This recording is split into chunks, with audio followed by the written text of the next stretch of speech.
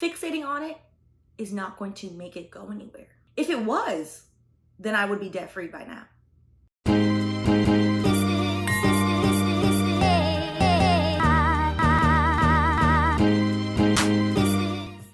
Welcome back to Wine and Chill, your home for all things legal shenanigans and millennial adulting. I'm Stephanie, and if you're new here, this video is usually the first week of every month, which is our student loan update.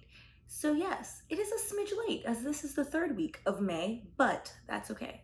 Better late than never. So if you are new to this series, every month I go through what I paid off towards my six-figure student loans. I started at $304,000 owed. Yes, you're hearing that correctly. A house, a pool, likely a nice car. In February of 2020, I started paying off my student loans, and I have been documenting it here on YouTube since, I think the first one was September. I think so. I know a few of you have been asking me, like, where am I getting my tops from? This one is from Ophir, O-F-U-U-R-E, and I don't wear it that much because the sleeves are too big. So yes, this entire video, you will see me like messing with the sleeves, y'all. I just need to get it taken in. I think it's a really nice color, but the sleeves are a smidge big, so that's why I never wear this one. For the wine in Wine and Chill, we are back with the South African wine, which is Kamusha. We had this the other day as well, and I haven't finished it, so I'm gonna finish it today. It's good. It's Kamusha Sauvignon Blanc. I mean, might as well. Student loans stress me out, so I think student loans deserve a full pour. So basically, if you're new and this is the first time you're watching one of my student loan breakdowns, everything is retroactive. So this is May's breakdown, and this is what I paid in April. So it's so refreshing. All right. So in April, I paid a total of $5,568.70. For those of you that don't know, 70% of my paycheck, yes, you're hearing that correctly, is automated towards my student loans. And 468 of those dollars were from AdSense, which made me very, very happy. April was the largest payout I got. It was like $580 or something. And then I subtracted what I think the tax will be. I always subtract more because, child, I'm not trying to owe anybody ever again in my life. Okay, that has brought my total down. So I started this month of May actually at $231,984.81, which is what I started May with. Spoiler alert, next month, so for June's update, I'll be in the 220s. And spoiler alert again, because this is late as hell, I'm already there, which is great. Like, I'm inching my way out of the twos and into the ones, and I am so freaking excited about that. So excited. So far, I've paid around $85,000 since I started, which is a little bit crazy to think about. So that's February, March, April, May, 15 months. In 15 months, I paid around $85,000. And I say around because there's more interest that I have paid that it's not showing. So yeah, which is crazy. It's crazy to think about. So today, since it has been 15 months on this journey of student loan payoff, I wanted to focus on, like, what are some things that I've learned and I've realized in long-term debt payoff? Because some people, a lot on the internet is very like short term. I pay this off in a year, I pay this off in 2 years. Y'all know, here it goes, see? Y'all know I'm on a 40-year repayment plan, and hopefully YouTube will help me accelerate that. So that's what we're gonna talk about today. What I've learned hopefully can help you, because I know some of you are also paying off six-figure debt. I think, in my opinion, anything over 50K is long-term. Anything over 50K is like, ooh, that's a little bit of a mountain to move. So, you know, I empathize, I feel you. Anything under that, you could really, you know, eat beans and rice, like crotchety Dave says, and probably get rid of it in like less than 2 years. 3 things that I've learned. I like things in threes. All right, first thing I've learned after paying off my debt, $85,000, woo, in 15 months, that's a lot of money, is that you need a support system in real life or on the internet. I found it really doesn't matter. It doesn't really matter what the support system is. You just need a group of people that you can talk to and that get it, you know, so you don't feel like you're by yourself. And I found, so at first I was like, okay, I'm gonna tell my friends, because y'all know I did 2 years ago now, gosh, did a bodybuilding competition. And when I did that, I was like, I'm gonna tell everybody I know. And some people don't believe in that. I do, because basically the psychology of it is you will basically shame yourself into doing it. To be honest, because then people will start asking. It doesn't matter if it's coming from a negative place or a positive place. They could be hating on you like, I know Stephanie's not gonna do that. And I had coworkers like that. They're like, are you really gonna do it? And I was like, yep. And 16 weeks later, after I had set this crazy goal and walked across the stage with, girl, I was looking good. They were like, damn. So I'm a big fan of telling everybody you know, because it keeps you accountable. It keeps you accountable. However, with student loan payoff, I've realized telling everyone I know is not really enough. So my friends and family have been super helpful. Love them. Like when I want to cry about it, they're there, but they don't have the debt. Some of them do, and some of them are ignoring it. They know who. Some of my law school friends are like, I'm not going to pay it.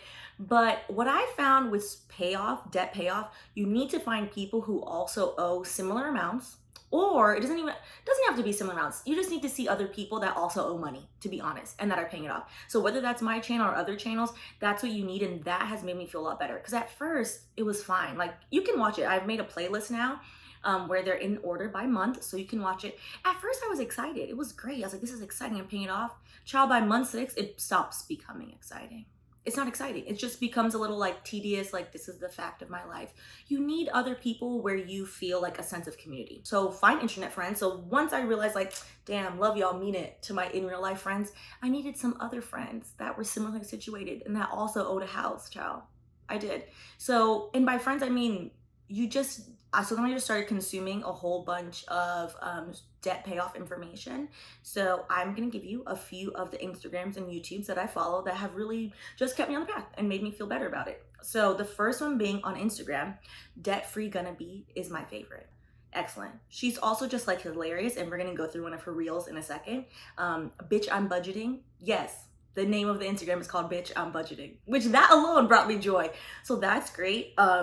She's almost done paying hers off. So it's nice to see, it personally makes me happy to see strangers that I don't know pay off their debt, which is why I don't support Dave Ramsey, but I do watch the debt-free streams. I do like to see a stranger accomplish their goal. Then I feel like, oh, if they did it, I could do it. So it makes me feel better. Also, I like seeing other people happy. So highly recommend that. Dave Ramsey debt-free screams. If you just type that into YouTube, that will come up. So moving over to YouTube, Asia Dang, which I bring this up all the time, AJADANG. I'll put it down there.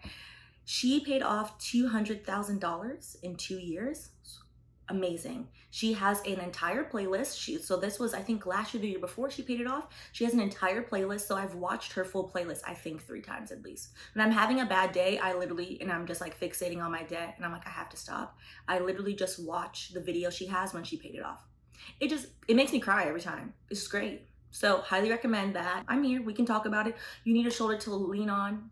Hey, leave a comment, If you're paying off your debt, how are you feeling? Let me know in the comments. How are you feeling? So my absolute favorite so far has been on Instagram that I had mentioned is Debt Free Gonna Be. So here's one of her reels so you can see that she is freaking hilarious. This is the funniest thing I've ever seen in my life. By myself, on the block, hold it down, gunning my waist, straight face, all day, not a day, in jail, by myself. Where's the lie? And that brings me to number 2, which is my second lesson learned.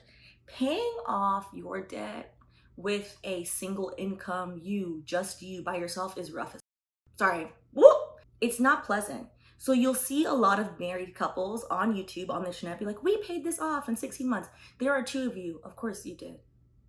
Good for you. I'm proud of you. It's not the same when it's just your money. When you live alone, which I live alone, it's just your money. Which that will be changing next month.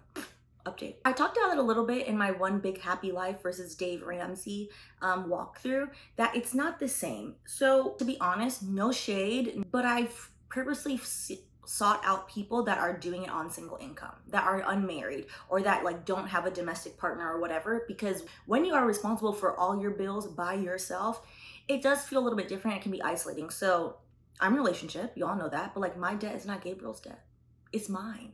So it doesn't matter if I complain all day to him and I cry, which I do, and like that's great, but like at the end of the day, it's just my debt, and it can feel a little isolating. And the way around that is back to point 1, get you some internet friends, child. Get you some internet friends that is the same thing, and then you're in the same boat and you'll feel a little bit better. Which brings me to my last point, which I every month am trying to reteach myself, because I start the month off well. I'm like, okay, Stephanie, you're doing good, is to not fixate. is you cannot fixate on the debt. Life is continuing on, which is why I started with the Dave Ramsey plan and I slowly edged out of that because that is for people with shorter amounts of debt or that can pay their debt off quicker. I don't believe that Dave Ramsey's plan is for people that owe $100, $200, $300,000. Like, I don't think so. I don't, if you can't pay your debt off reasonably in 2 years, I really don't think his plan is for you. AKA it's not for me. Because what happens is life is going to continue on, right? This is a marathon you're running, not a sprint, which I said this when I compared the two, One Big Happy Life and Dave Ramsey. I'm not saying go slow with your debt. 70% of my paycheck is going towards my debt, but you got to give yourself grace. I have learned to not fixate on my debt every day, because what happens when you fixate? Okay, I got to do this. I got to do this. What is that doing for me if I only have 2 days out of every month that I actually can make an action? And those 2 days are when I get paid. On payday, yep, 70%. Part of it's automated, and then I do like the extra as well, because since I get paid twice a month, usually we're every other Friday, so I'm gonna have 2 months where I'm three times I'll get paid, which will be nice. It's also still my money. I would rather just get larger payments, but whatever. But basically, you can only automate one payment at a time. I can't automate 2 payments in a month. So one paycheck, I actually have to go in and write it in. That's the only time I have any control over it. So what is the purpose of me fixating on a Monday? If I get paid on a Friday, nothing can happen on Monday. All I'm gonna do is just drive myself crazy and be sad and be upset and be like, how did I get here? Well, you got here because career services is not crap. Like, and because at 22 years old, you didn't have good sense and you signed your name away. Like, I can't retroactively change any of that. I can't give the degree back. Trust me, I might have taken that. If it was possible, I think I would turn it in. I'd be like, listen, it's fine. I'll figure out a different life path. We're good. You can't do any of that. So there's no point in fixating, which I am saying this to y'all to do it. And I have not conquered that. It's hard. I would say this month, as in the month of May, I've gotten a lot better at it. I've gotten a lot better at just being like, well, the thought creeps in and I'm like, oh my God, I feel like I'm drowning. I wake up and I'm miserable about it. I'm crying about it. I'm upset. I'm like, well, did you get paid today? No? Okay, then let it go. There's no actions. I can't do any actions to it. Which also brings me in, because I don't think maybe last month, you know how I changed like my debt tracker for this? Oh, which I forgot to say, this specific payment went towards student loan 20. So now I'm less than 10K owed to student loan 20. I'm saying that because this is late as hell. So I've actually made 2 more payments already. So now I done mess up the tracker, child. So, but I've been coloring it in my planner. It's not as satisfying as before. Remember when I had like the little elephant? I love elephants. And the balloons on the fridge. And then I colored it and then I got the star. So I think next student loan that I pay off, which will be student loan 14, I think will start in July. I'm gonna put it back on the fridge. The fridge was satisfying.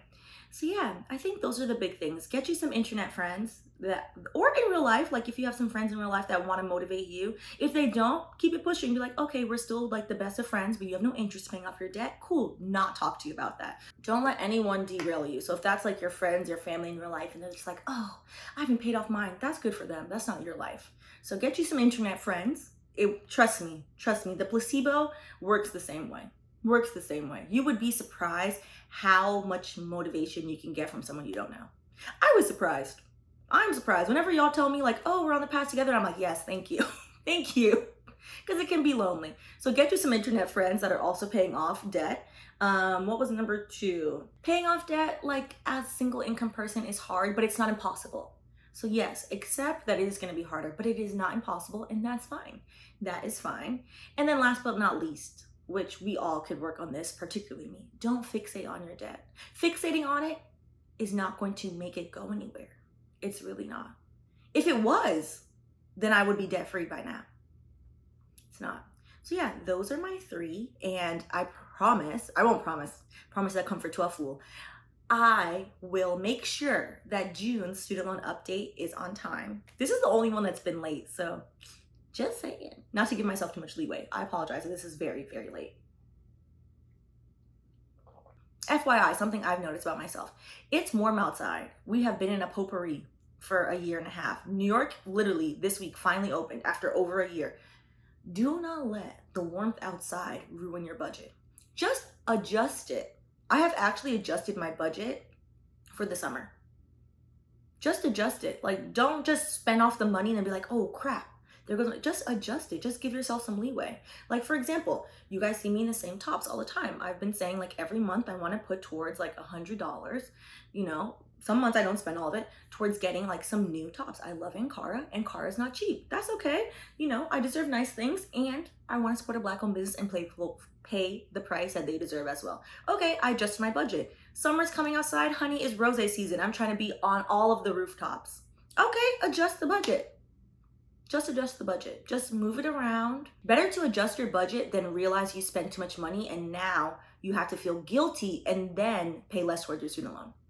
Just do it at the beginning of the month. Be like, you know what? I foresee 3 rooftops this month and maybe 1, happy hour. Okay, how much is that gonna cost me? Okay, I'm gonna adjust it now. Because that way you have foresight, you're in control of the situation. Maybe you go to the rooftop and you're like, oh, actually, I budgeted out for this month $200 for me to go frowns around. I only spent $100, great. So I can put that extra $100 back toward the student loan repayment.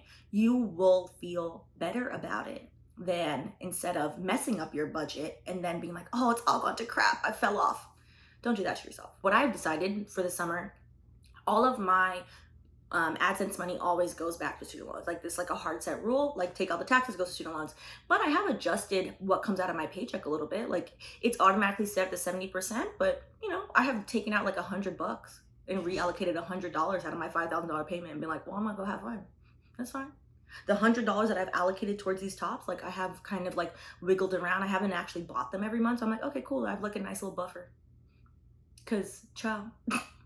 We're gonna go have a good time this summer. Like you deserve to have a good time and you deserve to have a guilt-free good time. So just budget it out. On that note, thank you for tuning in. Let me know how your student loan journey is going and let me know how you plan to, reallocate if necessary some things for summer. Also, if you're thinking about like changing your budget, think of it this way, which is something I've recently learned from TFD, the financial diet, which I highly recommend them as well.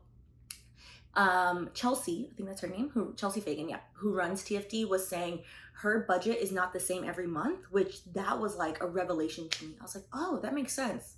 And her reasoning was, well, in winter, I don't go outside. So obviously I can save more, invest more. I don't know if she's paying off debt, but like she has way more money. Versus in summer, she's like, well, I go on vacation, I do all these things. And that made a lot of sense to me. I'm like, wow, okay, that makes sense. Because winter, child, I'm allergic to the winter, as y'all know. I will be wearing this in the winter. You guys know that. I refuse to wear winter clothes. So think of it that way. Do not guilt yourself into not living your life within reason. Just plan it out. Also, if you missed last week's live, we hit 10K, woo! But also, we're not doing a live this Thursday because I am going to go see Shayna in Arizona, so I'm excited about that. But yes, so I will see you guys in a live the following week. First week of June, I'll see you guys back in a live. But I'll see you later in this week because we have a Kamora Lee, Russell Simmons lawsuit, which is very, very interesting. See you in the next video.